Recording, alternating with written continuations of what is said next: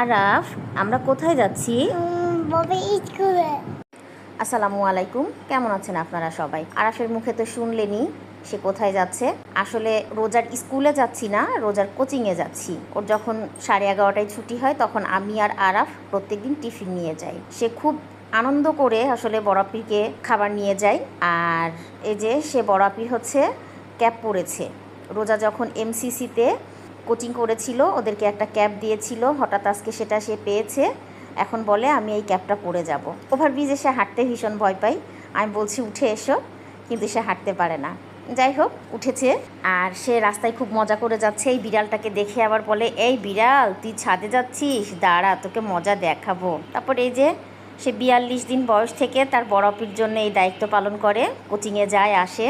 আজকের ভিডিওটি এই পর্যন্তই। আপনারা সবাই আরাফের জন্য দোয়া করবেন। সবাই ভালো থাকবেন, সুস্থ থাকবেন। আল্লাহ হাফেজ।